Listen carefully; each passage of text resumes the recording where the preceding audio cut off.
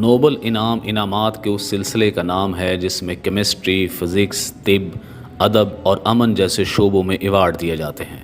Nobel انعام ان لوگوں کو دیے جاتے ہیں جنہوں نے انسانیت کو عظیم فائدہ پہنچایا ہو۔ یہ سویڈن کی کاروباری شخصیت الفریڈ نوبل کا بیان ہے، جنہوں نے ڈائنامائٹ بارود ایجاد کیا۔ انہوں نے اپنے تقریباً تمام اثاثے یہ انعامات دینے کے لیے ایک فنڈ میں جمع کرا دیے۔ سال 1901 میں پہلی مرتبہ نوبل انعام تقسیم کیے گئے تھے۔ الفریڈ نوبل اپنے دور کے مایہ ناز معجد انجینئر اور ماہر کیمیا دان تھے، جنہوں نے اپنی 355 ایجادات کے ذریعے بے پناہ دولت حاصل کی، جس میں سب سے زیادہ اہمیت ڈائنامائٹ اور کارڈائٹ کو حاصل ہوئی، اور ان کی وجہ سے انہیں عدالتوں کا سامنا بھی کرنا پڑا۔ ایک تخمینے کے مطابق الفریڈ نوبل کی کل دولت $186 ملین یا 18 کروڑ 60 لاکھ امریکی ڈالر سے زائد تھی۔ 1888 میں ان کے بھائی لڈوگ کا انتقال ہوا تو کئی اخبارات نے ان کے بھائی کی جگہ الفریڈ نوبل کی وفات کی خبریں، تعزیت اور کارنامے شائع کیے۔ ان میں سے ایک مضمون کا عنوان تھا موت کے سوداگر کی موت۔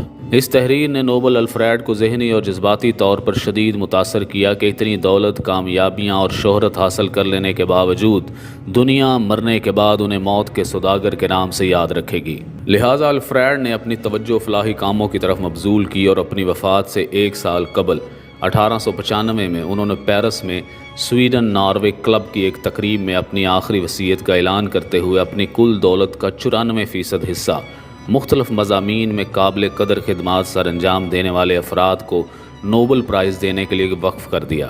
انہوں نے فزکس، کیمسٹری، فزیولوجی، ادب، میڈیسن اور عالمی امن کے شعبوں میں انعامات دینے کا اعلان کیا۔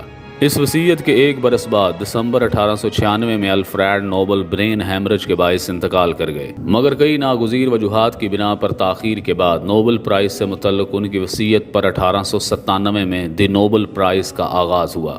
فزکس، کیمسٹری، طب اور معاشی سائنسز کے نوبل انعامات سویڈن کے شہر سٹاک ہوم میں دیے جاتے ہیں، جبکہ امن کے نوبل انعام کا انتخاب ناروے میں کیا جاتا ہے۔ ناروے کے پارلیمان کی جانب سے اس کی کمیٹی میں 5 اراکین تعینات کیے جاتے ہیں اور یہ ایوارڈ دارالحکومت اوسلو میں دیا جاتا ہے۔ ہر انعام جیتنے والے کو 3 چیزیں ملتی ہیں: نوبل ڈپلومہ، یہ نایاب فن پارے ہوتے ہیں، نوبل میڈل یا تمغہ جن کی الگ الگ ڈیزائن ہوتے ہیں۔